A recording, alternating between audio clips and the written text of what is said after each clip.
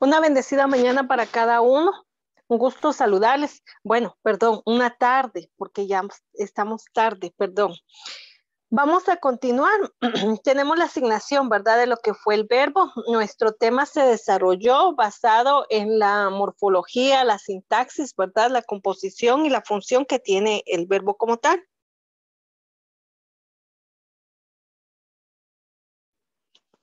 De ello, entonces fuimos y tomamos, ¿verdad?, la relevancia que tiene el verbo como tal dentro de una oración. Más adelante vamos a continuar viendo lo que son los tiempos y haciendo la aplicación de los mismos. Luego pasamos a lo que fue el manual de ortografía. En su momento, pues nosotros ya vimos, ¿verdad?, el desarrollo del manual de ortografía con respecto al uso de la mayúscula. Pero ahora vamos a trabajar, ¿verdad? Trabajamos sobre esas páginas, que era la página 23 y 24. La 25 también tiene un ejercicio, pero esa ya no la tomamos en cuenta, la vamos a tomar en cuenta hasta la siguiente semana. Y nos corresponde, ¿verdad?, el desarrollar la última parte de la lectura de nuestro libro. Y sobre esa es que vamos a trabajar en este momento. Solamente voy a seguir avanzando de cómo nosotros lo habíamos, lo estamos planteando, ¿verdad? Una lectura por cada compañero. Y luego el resto de tiempo, pues lo vamos a tomar para que ustedes puedan desarrollar las actividades que tengan pendientes. Lo bonito de tener 2 periodos es que tenemos chance, ¿verdad?, de dejar de una vez subidas las tareas para evitar contratiempos y el dolor de cabeza, ¿verdad? Yo le decía a los chiquitos, definitivamente no me gusta dejar tarea el fin de semana. Es mejor de una vez programar todo, porque el sábado y el domingo, lógicamente, pues lo que uno quiere, ¿verdad?, es descansar y pasar un rato agradable, ¿verdad?, con toda la familia. Entonces, sobre eso es que nosotros siempre he apoyado en el sentido de que vamos a trabajar, en este caso, ¿verdad?, lo que es la lectura dentro del curso como tal. Muy bien, vamos a trabajar sobre esta lectura. Voy a ir citando el nombre de cada compañero o compañera. Ya saben, ¿verdad? Les corresponde ir leyendo y de ello, entonces ya nosotros vamos a ir, pues, cada uno estableciendo, ¿verdad?, esta dinámica como tal. Por favor. Entonces vamos a ubicarnos en la página de la cuarta semana, me parece. Sí, vamos a trabajar en la cuarta semana. Tenemos un elemento de historia, Alejandro Magno.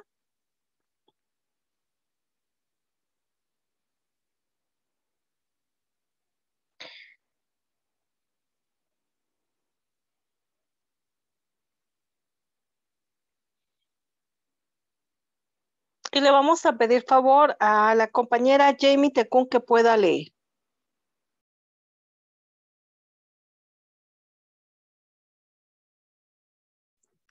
Alejandro Magno,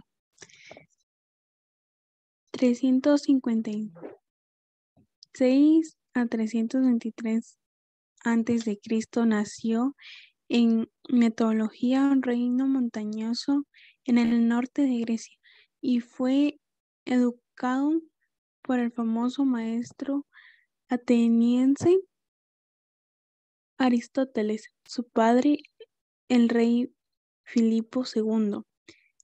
Había enriquecido su reino con las ciudades-estado griegas, incluida Atenas. Alejandro heredado la corona de 20 años al ser asesinado su padre en un teatro.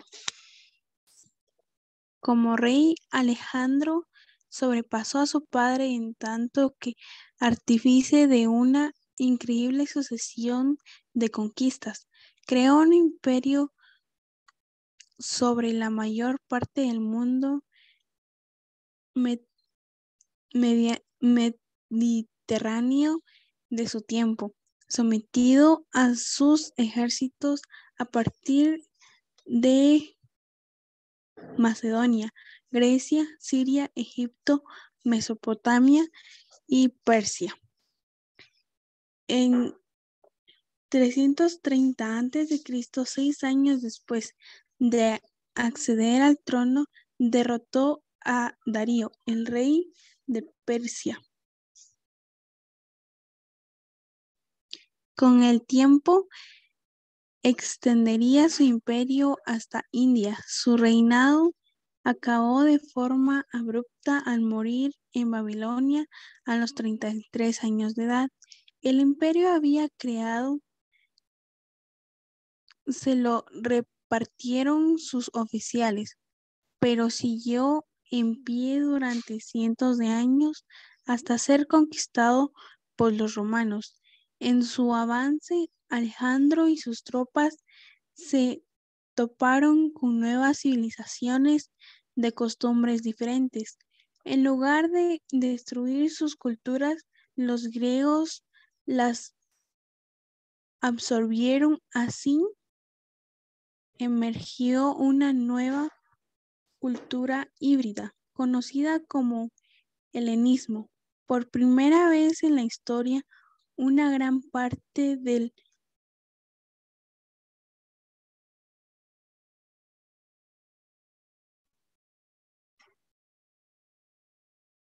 sureste de Europa y de Occidente Próximo compartían lenguas y base cultural. El griego continuó siendo la lengua franca del mundo antiguo.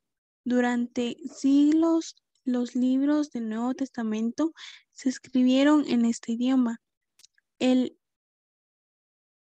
fermento cultural que extendieron las tropas de Alejandro continúa siendo tal vez su legado más importante a la posterioridad. Alejandro sigue despertando un gran interés hoy en día. Los historiadores contemporáneos han continuado investigando sobre su despiadada forma de dirigir sus ejércitos, su amor por los caballos, sus estudios filosóficos e incluso, más reciente, su orientación sexual. Otros datos interesantes. 1. De niño, Alejandro estaba descontento con las conquistas de su padre. Según cuenta Plutarco, le entristecía que cada vez que hubiera menos reinos que conquistar para cuando él llegara a rey. 2. Tras dominar Egipto, fundó la ciudad de Alejandría en la costa mediterránea, en tan solo una de las decenas de ciudades a las que puso su nombre, pero en ella construyeron los griegos una gigantesca biblioteca para albergar miles de pergaminos que ordenaría siglos después, reduciendo a cenizas un enorme acopio de conocimientos sobre el mundo antiguo. 3. Alejandro fue un cazador increíble. Según se afirma, abatió 4.000 animales, incluidos leones, durante una sola cacería en lo que hoy en día es Uzbekistán. Los antiguos griegos usaban para estas líderes lanzas, redes y poco más. Muy bien, líderes. En este caso, ¿verdad? Alejandro Magno fue uno de los grandes monarcas que estuvo durante el imperio. Él, aparte de ser griego, ¿verdad? Adoptó mucho de la cultura romana y por eso, ¿verdad? Se le tomó como un rey descuidado, aunque dentro de lo que corresponde al ejército, era un gran capitán. Entonces, aparte que a Alejandro Magno se le atribuye, ¿verdad? Que posiblemente tenía una relación con un joven, ¿verdad? Que era su siervo, su súbdito, y que por esa situación muchos no lo querían. Pero ya empezaba, por eso menciona, ¿verdad? Esa parte, ¿verdad? De la formación sexual, así como que distinta. Bueno, tenemos acá el siguiente, por favor. Es el día martes 2 de la semana cuarta. Habla sobre literatura. Whitman, por favor, te escucho.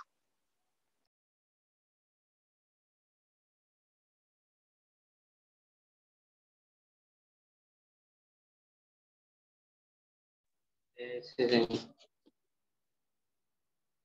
El paraíso perdido es de 1667. Es un poema épico escrito por John Milton que recoge una amplia y detallada interpretación de pérdida de la inocencia descrita en el libro bíblico del Génesis. Está considerado uno de los mejores poemas épicos en la lengua inglesa. La obra maestra de Milton no es importante solo como hito de la literatura occidental, sino también por su influencia en la Reforma protestante. Está escrito en verso suelto, en concreto en pentámetro y iámbico, sin rima, una estructura de 5 pies de 2 sílabas por línea, como el que empleó Shakespeare en muchas de sus obras. Sin embargo, Milton enriqueció sus posibilidades y aplicaciones de igual forma que usó de forma profusa los símiles épicos, un tipo de comparación prolija y compleja que Homero y otros poetas clásicos habían utilizado con frecuencia en sus textos épicos. Empieza justo tras la rebelión de Satán y otros ángeles caídos contra Dios, una guerra que perdieron en el cielo. A modo de castigo, el Señor os desterró al infierno. Sedientos de venganza, Satán y sus acólitos decidieron intentar corromper a la humanidad, la más preciosa creación divina. Para ello, Satán se escabulle del infierno y se cuela en el Edén. Mientras Adán y Eva duermen, se disfraza de sapo y le susurra a ella al oído, sembrando así las semillas de su descontento. A sabiendas de lo que planea Satán, Dios envía a su ángel Rafael para avisar a Adán. Cuando Satán vuelve al Edén, se encuentra con que Eva ha convencido a Adán para que la deje trabajar sola. Disfrazado de serpiente, la convence a fuerzas de astucia y halagos para que desobedezca a Dios y pruebe el fruto del árbol del conocimiento.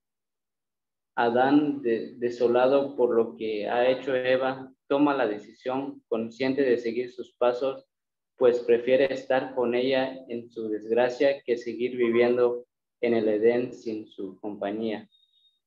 Tras una visita del arcángel Miguel, que le muestra a Adán una visión de las desgracias que le aguardan a la humanidad. Ambos abandonan el Edén de la mano, llorando con pasos lentos y titubeantes. Los malos suelen ser los personajes literarios más interesantes y esta obra no es una excepción. Satán es la figura más compleja, fascinante y categórica. Es un antihéroe que despliega clarividencia, liderazgo y elocuencia, pero emplea estas habilidades con fines egoístas y para asociar su orgullo. Además, no representa un mal ciego, sino muy consciente de sí mismo, atormentado por la certeza de desgracia de que Dios lo ha desterrado. A la postre aparece como una figura trágica, un giro teológico que provocó que muchos de sus detractores acusarán a Milton literalmente de sentir excesiva simpatía por el diablo. Otros datos de interés. Milton perdió la vista, posiblemente por un glaucoma, de forma que en 1654 tuvo que empezar a dictar su obra a un ayudante. Tras El paraíso perdido, escribió El paraíso recuperado, 1671, que relata la historia narrada en el Nuevo Testamento sobre el enfrentamiento de Jesús con Satán durante los 40 días que pasó en el desierto. Muy bien, gracias. Y ahí se establece, ¿verdad? Esa forma que él escribe, por ejemplo, no con un fin religioso, sino solamente de un drama, a establecer el Génesis, ¿verdad? Y el Nuevo Testamento dentro de esta forma. Por eso son los datos de interés. Artes plásticas, vamos a pedirle, por favor, a Wendy que pueda leer este fragmento.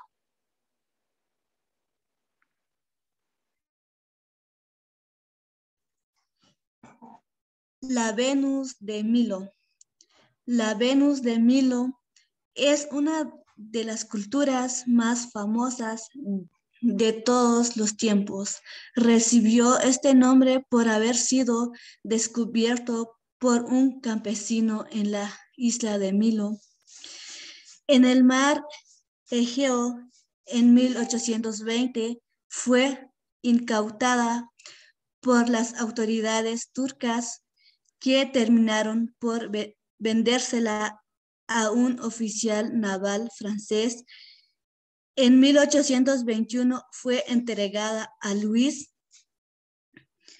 que la donó al Museo del Louvre de París, donde puede ser visitada en la actualidad. La estatua de 1080 metros de altura está esculpida en mármol de Paros y representa a Afrodita, la diosa griega del amor y la belleza, a la que los romanos llamaron Venus. Cerca se halló un brazo cincelado agarrando una manzana que muchos expertos consideraron perteneciente a la estatua. El mito cuenta que París de Troya dio una manzana de oro a la diosa para identificarla como la más bella.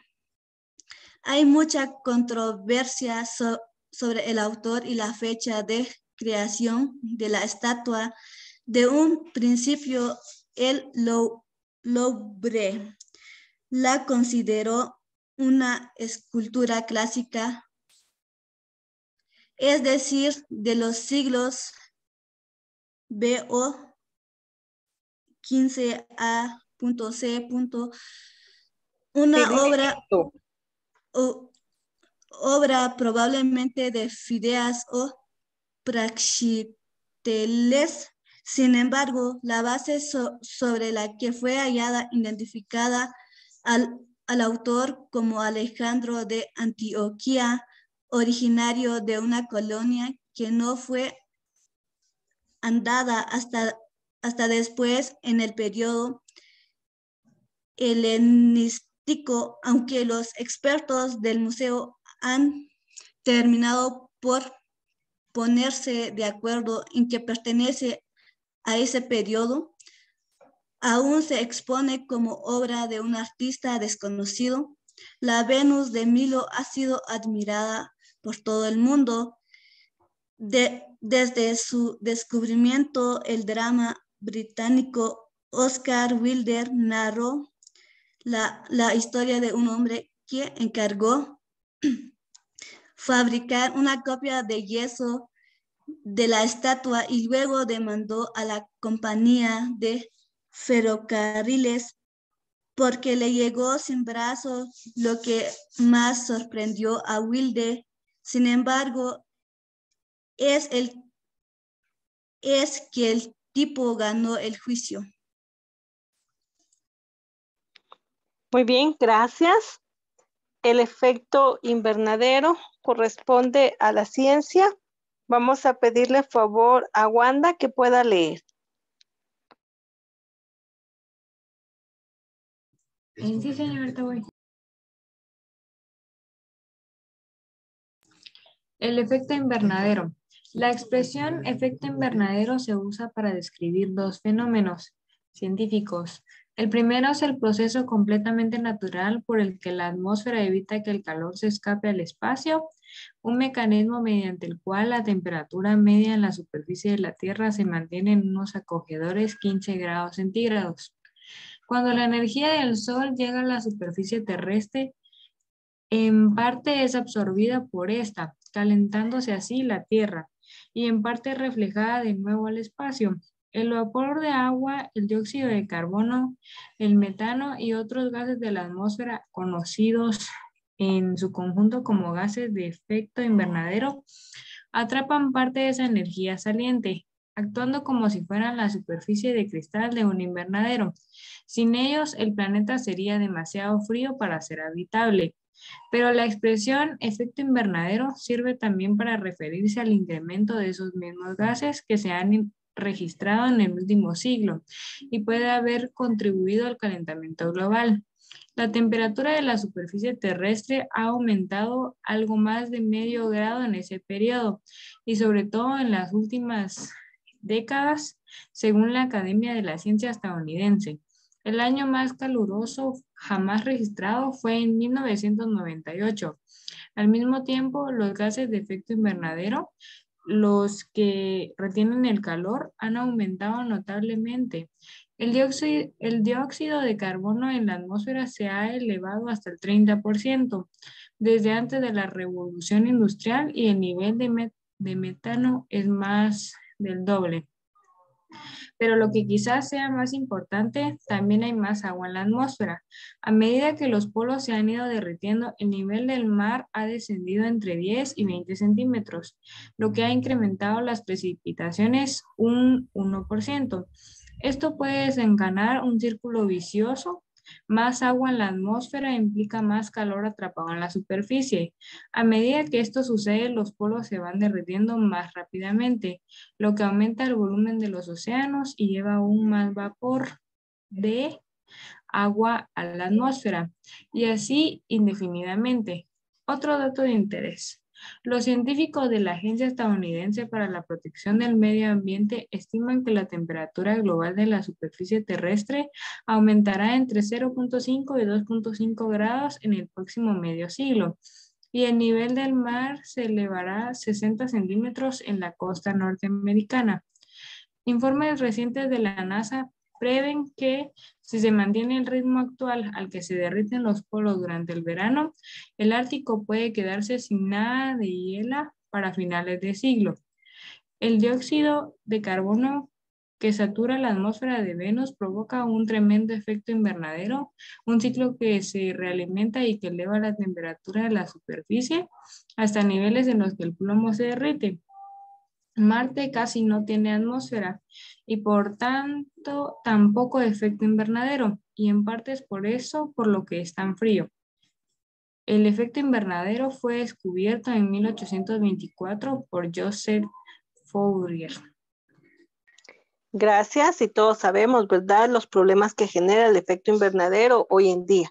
Por eso es de que se habla mucho de la conciencia en cuanto al medio ambiente para evitar toda esa contaminación. Vean que ya no vamos a llegar a ese medio siglo sino ya se están deshielando, ¿verdad? Lo que son los polos. Vamos a continuar.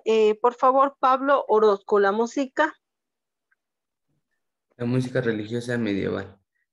Los testimonios musicales escritos más antiguos se remontan a la Edad Media y tienen forma de cantos gregorianos, melodías cantadas por los monjes durante las misas católicas. La Eucaristía es un rito que repite el de la última cena de Cristo para reforzar la conexión espiritual entre el ser humano y Dios en parte.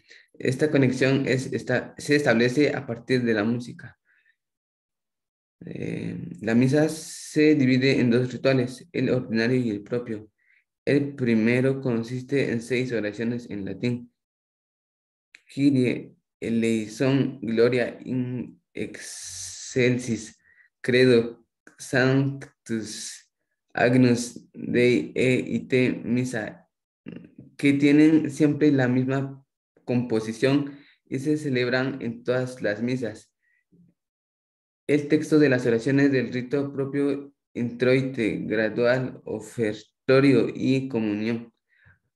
Varía según el momento del año en que se desarrolla la liturgia y las tradiciones locales. Los músicos medievales se transmitían las melodías gregorianas de forma oral, creando nuevas composiciones a partir de la combinación de fórmulas melódicas. La mayor parte de la música medieval es monofónica, es decir, cuenta con una línea melódica, pero alrededor del siglo ¿10? siglo X, ¿Siglo 10? bueno, algunos compositores comenzaron a crear siguiendo un estilo que se vino a llamar organum, o sea, dos líneas melódicas paralelas, por lo general a distancias de cuarta o de quinta. 2 siglos después, Leonin y Perotin, directores musicales de la Catedral de Notre Dame de París, compusieron piezas de este estilo con hasta 4 líneas musicales independientes y no paralelas. En el siglo XIII 13. apareció una compleja forma polifónica conocida como motete. Se componía de latinate, cantus, firmus o lo que es lo mismo. Una línea melódica fija con otras partes complementarias cantadas en francés, en latín o en ambos idiomas. Guillaume de Machaut fue uno de los primeros maestros de motete. Compuso en el siglo 14. XIV la primera polifonía completa de la misa ordinaria. Otros datos de interés. Durante este periodo, el sur de Francia, los poetas aristócratas llamados trovadores componían canciones profanas sobre el amor y la guerra. Los músicos vagabundos, conocidos como juglares, y viajaban de una corte real a otra cantando sus propias canciones y las de los trovadores. Hoy en día a los músicos que van de ciudad en ciudad se les llama a veces también trovadores. A mediados de la década de 1990, los monjes benedictinos de Santo Domingo de Silos publicaron 2 CD de cantos gregorianos, popularizando esta música principalmente entre una audiencia neguaje por primera vez desde la Edad Media. 3. Hildegard von Bingen, 1098-1179, fue la primera mujer compositora de la que se tiene noticia. Era abadesa y mística. Escribió varias obras monofónicas para la Iglesia Católica, en su mayoría para voces femeninas. También escribió un misterio católico llamado Ordo Virtunum. Ha sido beatificada, pero aún no es santa. Muy bien, gracias. Y en este caso, ¿verdad? Nos habla sobre una música religiosa establecida, ¿verdad? Por la Iglesia Católica. En su mayoría, por la historia, se muestra que todo se presenta más en latín. Por eso es de que hablaba sobre algunas palabras, ¿verdad? Establecidas en esa forma. Vamos a continuar, por favor. Este aspecto es de filosofía. Nidia.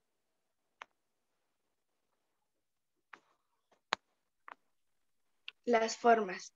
Piensa en todas las cosas bellas que hay en el mundo. ¿Tienen algo en común?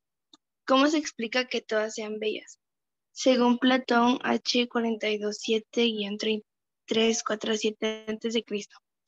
La respuesta a ambas preguntas hay que buscarla en la existencia de una forma o idea denominada belleza, de manera que las cosas bellas lo son porque tienen algún tipo de relación con esa forma. El filósofo griego creía que hay muchas formas operando. Así, no solo la de la belleza, la forma de la rojez que se aplica a todas las cosas rojas del mundo, la forma del bien que se encuentra en todas las buenas, etc. Las formas platónicas, como la belleza, son eternas e invariables. Además, la forma de la belleza es en sí misma bella y no tiene otras características más allá de esa, siendo bella de manera ilimitada y absoluta. Las cosas bellas tienen otras características añadidas, tamaño o volumen, por ejemplo, y solo son bellas hasta un cierto punto. Lo son porque tienen la virtud de participar en la forma de la belleza. Platón describió la participación como una imitación imperfecta, así las cosas bellas imitan a la belleza, pero solo hasta cierto límite. Para Platón, las formas son más reales que los objetos físicos que las imitan. Son eternas e invariables, mientras que las cosas fluyen, apareciendo y desapareciendo constantemente. Unas son de una perfección absoluta, mientras que las otras son limitadas y sujetas a sus circunstancias.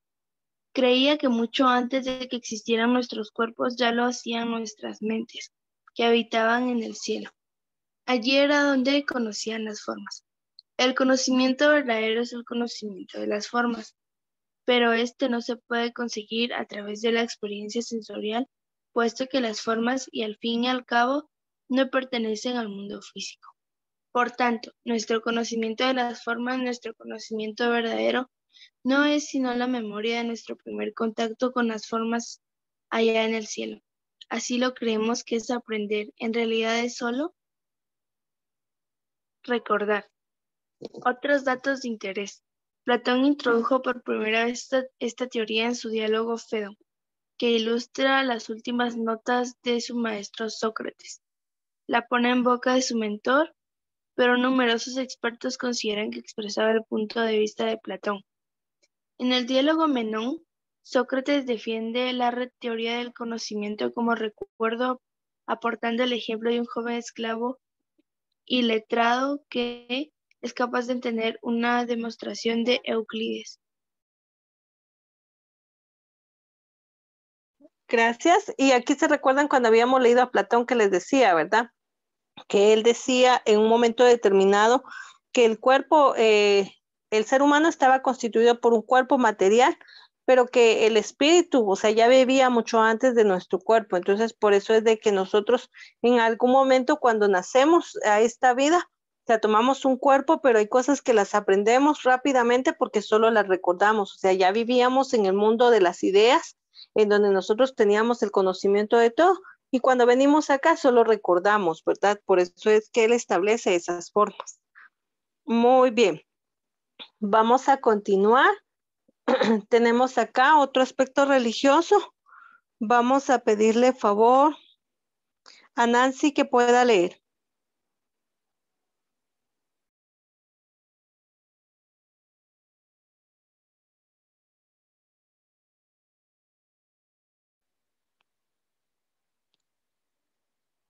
Nancy Guzmán, por favor.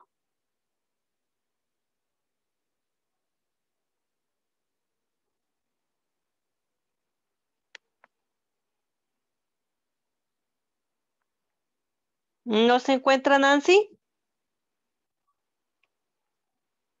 Bueno, voy a tener que retirarla del espacio. Voy a avanzar. Kiara, por favor. Abraham, Isaac y Jacob. Abraham se le considera el patriarca del monoteísmo. A sus hijos Isaac, que tuvo con Sara, e Ismael, con su criada Hagar, así como a sus descendientes, se les atribuye la fundación del judaísmo y el islam respectivamente. Cuando Abraham era solo un joven, llamado entonces Abraham, de la ciudad de Ur, Dios se le apareció y le incitó a que viajara a la tierra de Canaán.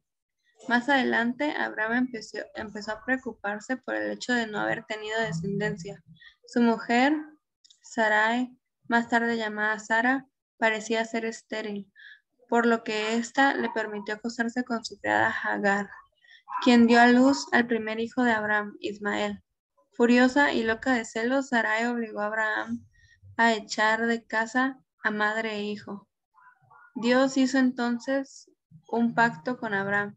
A cambio de sus servicios y su devoción, le concedería tener un hijo con Sarai, que sería el origen de una numerosa e importante estirpe.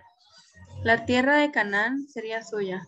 Como símbolo de este pacto, a los 99 años de edad, Abraham se cambió el nombre por el de Abraham, y Sarai pasó a llamarse Sara. Él se circuncidó y prometió que sus hijos también lo harían. Sara dio a luz a Isaac, en cumplimiento del pacto entre Abraham y Dios. Cuando Isaac era un jovencito, Dios le pidió a Abraham que los sacrificara como ofrenda en su honor. Abraham le profesaba una devoción absoluta, accedió. Sin embargo, justo antes de que matara a su propio hijo, un ángel detuvo su mano. La Torá lo considera uno de los ejemplos fundamentales de fe. Isaac se casó con Rebeca y tuvo gemelos. El segundo en nacer y favorito de su madre era Jacob, que más tarde cambiaría su nombre por Israel. Jacob tuvo 12 hijos que fundaron las 12 tribus de Israel y por ende a los conocidos como israelitas. Con su primera esposa Lea tuvo a Rubén, Simeón, Levi, Judá, Isaacar y Zabulón.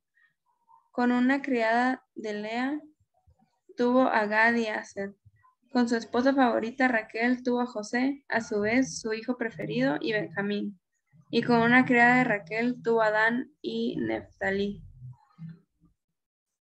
Otros datos de interés. Según el Islam, los musulmanes son descendencia de Ismael, dado a que este fue hecho del primer hijo de Abraham.